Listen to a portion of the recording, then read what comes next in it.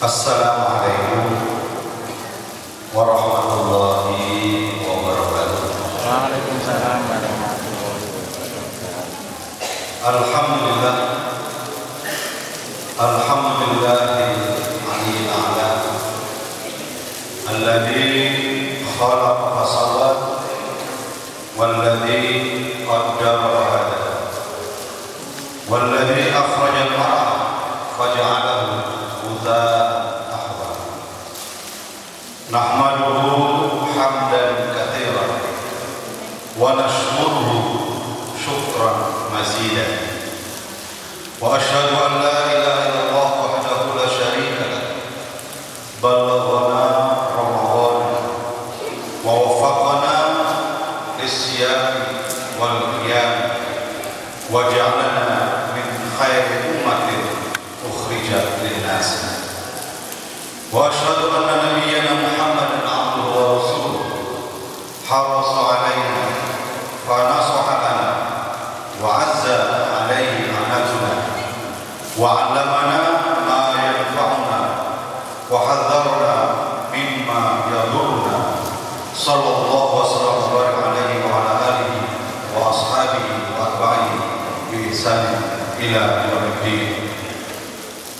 Qala Allah ta'ala fi kitabil karim fa huwa asdaqul qailin. A'udzu billahi minasy syaithanir rajim.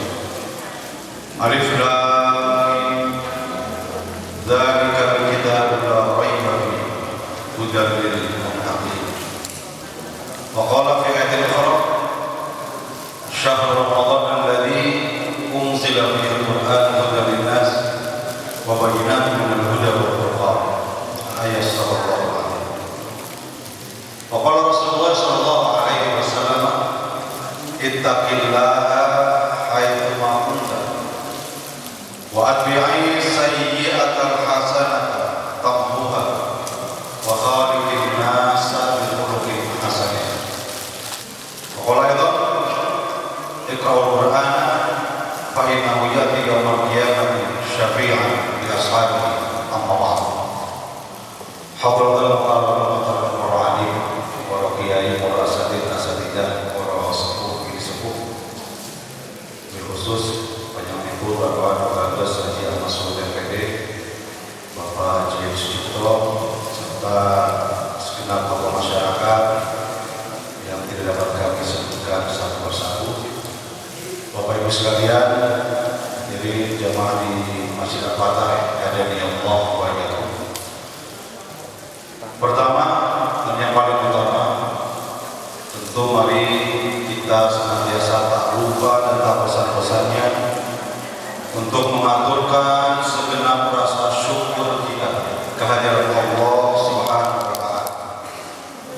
Alhamdulillah atas segala limpahan nikmatnya, juga atas kudrat dan iradatnya digerakkan dan diringankan langkah kaki kita menuju ke majelis yang mulia ini. Salawat serta salam semoga terlimpah kepada baginda Rasulullah Muhammad sallallahu alaihi wasallam yang telah mengumatnya binazul matilah. Semoga Allah yang Maha Menatap menggolongkan kita merasa senantiasa ditata oleh Allah Subhanahu wa Ta'ala, sehingga insyaallah dengan keyakinan yang seperti itu maka kita tidak akan pernah bisa sembuh untuk melakukan berbagai macam perbuatan maksiat, karena kita merasa senantiasa ditata oleh yang Maha Menatap kita.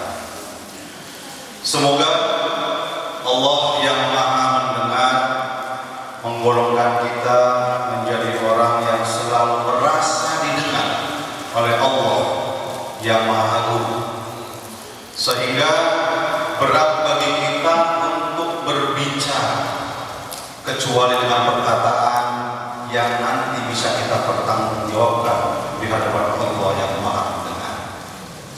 Dan semoga Allah yang Maha Tahu segalanya, segala isi hati, menggolongkan kita menjadi orang yang sangat yakin bahwa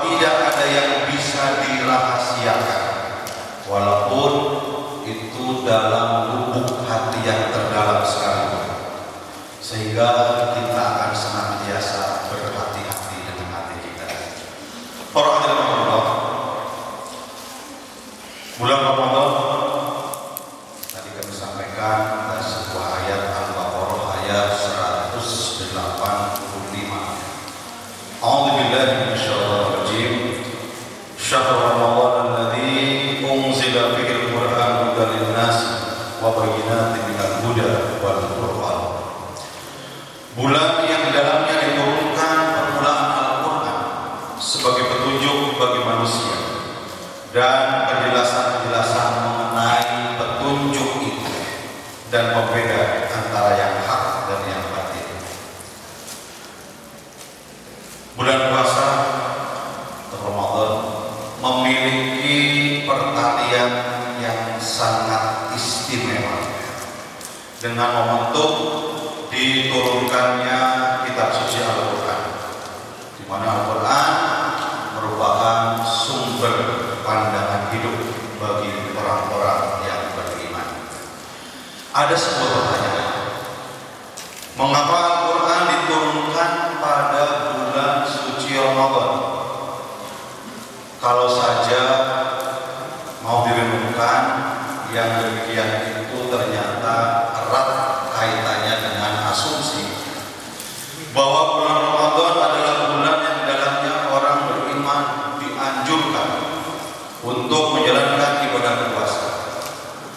Mereka sedang banyak-banyaknya melakukan tadabbur, kemudian ihtisab, zikir, perenungan, dan lain sebagainya.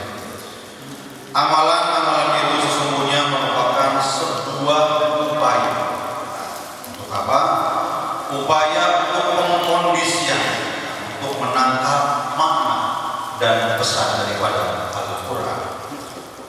Jadi Al-Quran merupakan satu-satunya kitab suci di dunia ini yang memiliki autentisitas yang paling tinggi dibandingkan dengan kitab suci yang lain, di mana hal ini dibuktikan dengan banyaknya orang yang mampu untuk menghafal Al-Quran, sehingga Pak, ketika terjadi kekeliruan sedikit saja, ini akan segera diketahui.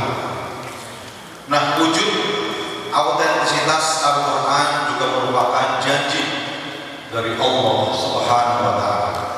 Inna nahnu nazzalna dzikra wa inna lahu lahafizun.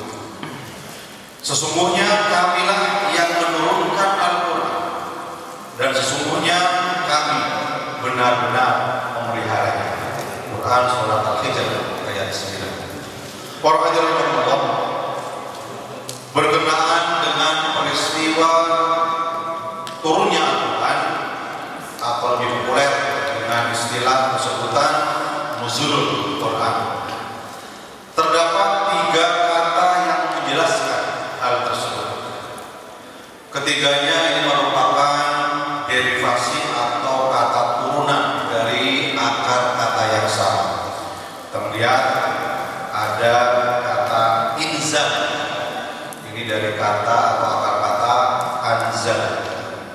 Kemudian kita mengenal ada kata nuzul dari akar kata nazal, dan kata tanzil dari akar kata nazal. Proses turunnya Al-Quran disebut inzal. Inna anzalnahu fi lailatul qadr. Inzal, yang diturunkannya Al-Quran ke Lauh Mahfuz dalam wujud sebagai prototipe kitab suci. Kemudian ada kata nuzul, ini adalah proses diturunkannya Al-Quran kepada baginda Rasulullah Muhammad SAW secara bertahap, yaitu selama berapa? 23 tahun nuzul. Kemudian ada kata tanzil, ini mengandung pengertian proses pembumian Al-Quran ke dalam realitas kehidupan kita. Jadi di sini fungsi dan peran Al-Quran adalah untuk merespon, kemudian menjawab dan memberikan berbagai macam solusi atau pemecahan permasalahan atas persoalan sosial yang dihadapi oleh umat Islam.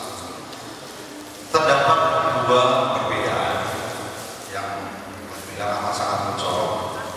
Cara umat Islam berinteraksi dan memposisikan Al-Quran, yaitu ketika semasa hidup Rasulullah dan di masa kita pada hari ini.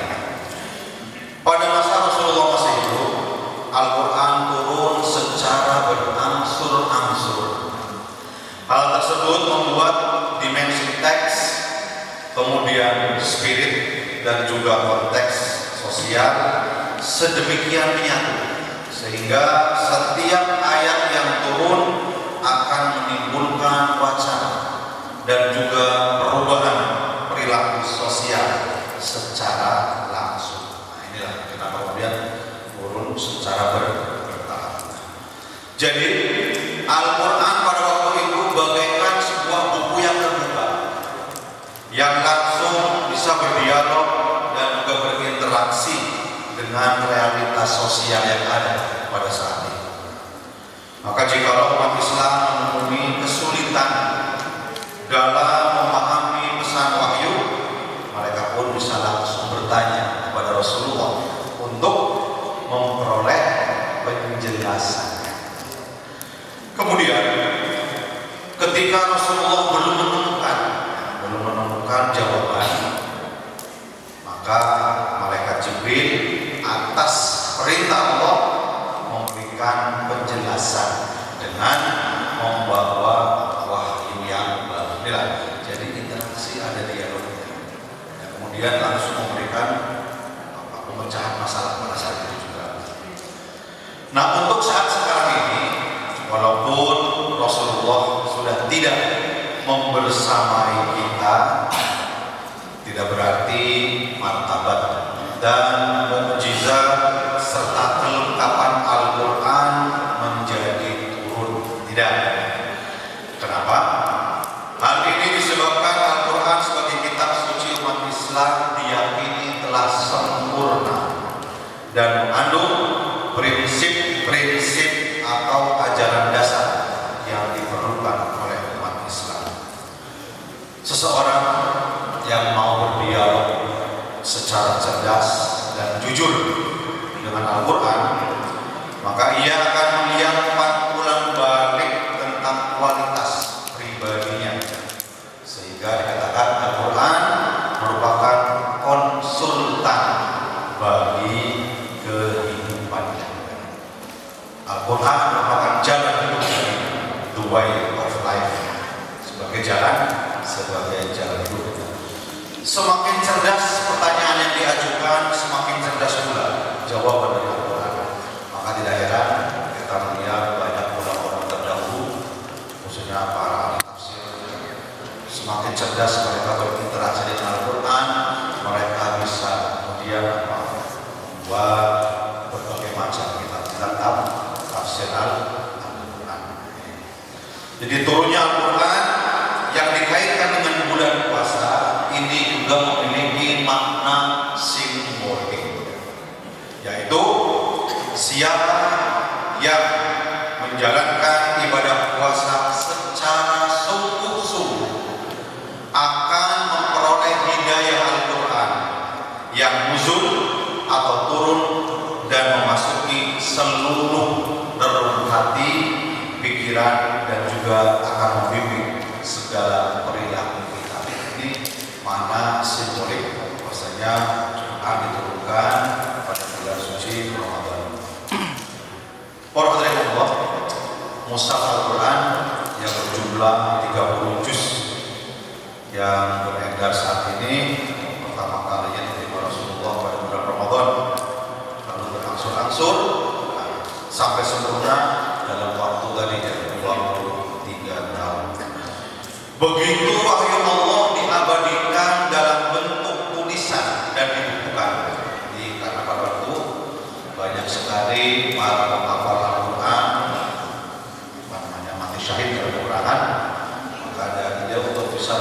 menentukan atau menuliskan Al-Quran. Nah, manakala wahyu Allah diabadikan dalam bentuk tulisan kemudian dibukukan, maka Al-Quran telah memasuki ranah sejarah yang bisa diakses, bisa didekati, dibaca, dan diajak berdialog oleh para pembacanya.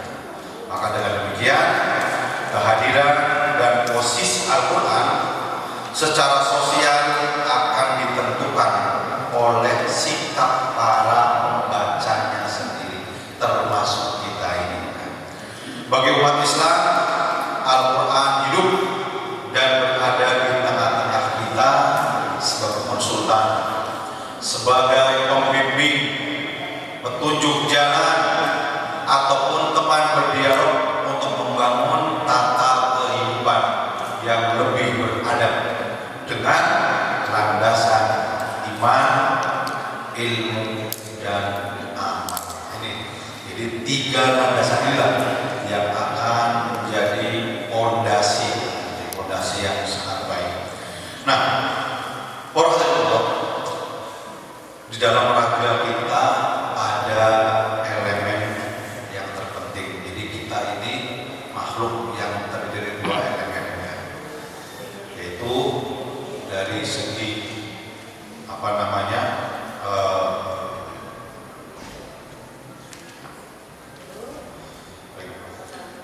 dari segi jasad dan juga ruh. Secara jasad ini elemen yang terpenting itu adalah akal. Sedangkan dari segi ruh, elemen yang terpenting itu adalah hati. Nah, pekerjaan hati berarti merujuk kepada keimanan. Tadi dasarnya adalah iman, kemudian ilmu dengan akal kita, dan kemudian diwujudkan dengan amal. Jadi pekerjaan hati berarti merujuk kepada keimanan yang ada dalam hati. Seperti yang akan dikatakan al-iman hauna, menuju kepada hati. Iman itu adanya di sini. Nah, puasa bukan sebatas perut lapar dan kosong, mulut yang kering, tubuh yang lelah, sementara hati tak bergerak. Iman tidak meningkat, keyakinan tidak bertambah, dan ketaatan yang tidak beranjak. Kalau iman ingin kuat, ingin mantap, maka harus yakin tanpa ragu. Dikatakan zalikal kitabu la raiba. Kitab itu tidak ada keraguan sedikit pun, noda. Maka keimanan kita harus yakin tanpa ragu terhadap ketentuan Allah. Yakin ini merupakan amalan hati. Kalau sudah sampai hati, maka itu akan menjadi sebuah komitmen. Kalau boleh saya umpamakan seperti sebuah kata-kata cinta. Kalau seseorang sudah bilang cinta, seseorang sekarang itu apa? Bucin, ya, dacin, cinta. Kalau sudah sampai ke hati, pekerjaan seberat apapun akan terasa ringan. Kan dikatakan gunung kan mendaki, lautan seberat. Itu kalau sudah cinta yang berbicara. Maka para Allah, saat iman sudah sampai di hati, yang tadinya susah pun akan menjadi gampang. Amalan yang tadinya tidak disukai akan menjadi mudah untuk dikerjakan kalau iman sudah merasuk ke dalam hati. Dalam surat Al-Hujurat ayat 14 diceritakan ada sekelompok Arab Badui yang datang kepada baginda Rasulullah Muhammad Sallallahu Alaihi Wasallam. Jadi mereka berkata, kami telah beriman. Kemudian Allah langsung mengoreksi, katakanlah Muhammad kepada mereka, kalian belum beriman, tapi cukup katakan kami baru berislam, karena iman belum masuk ke dalam hati. Ayat yang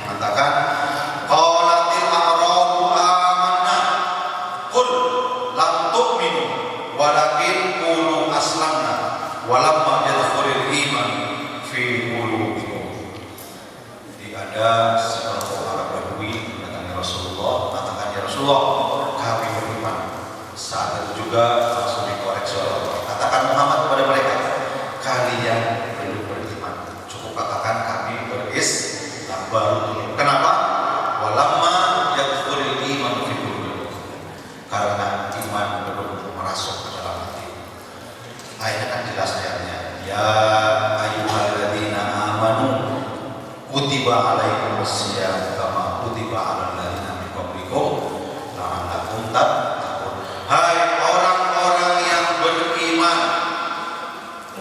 diwajibkan atas kamu berpuasa. Sekarang kita banyak mendapati banyak yang mengaku beriman tapi tidak melaksanakan puasa tanpa adanya uzur syar'i. Katakan kepada mereka,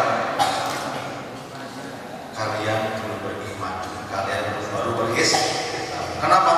Walamma yadkhulul iman fi qulubikum, karena iman belum merasuk ke dalam hati. Kalau iman sudah merasuk ke dalam hati, maka amal Allah akan dikerjakan dengan ringan, akan dikerjakan dengan mudah. Para hadirin Allah, orang tadi yang ibadah juga sampai ke hati, apapun yang Allah perintahkan akan dia kerjakan. Ada sebuah blok, jangan sampai kemudian nanti kita menyesal. Apalagi di bulan Ramadan ini, di mana Allah sediakan ganjaran pahala yang luar biasa, Allah sediakan ampunan yang luar biasa. Maka kalau kita tidak mau mengisinya dengan berbagai amalan-amalan ini, pasti kita akan menyesal. Pada saat ketika Nokia dibeli oleh Microsoft, kalau kita bicara HP zaman dulu pasti anaknya apa? Nokia, ya. Karena yang merajai pasar itu adalah Nokia. Pada saat di hari di mana Nokia itu dibeli oleh Microsoft, CEO kemudian berpidato di depan apa namanya, anak buahnya, di depan karyawannya, sampai kemudian terakhir dia mengucapkan seperti ini, we didn't do anything wrong but somehow we lost. Ini ucapan CEO Nokia pada saat itu. Kami tidak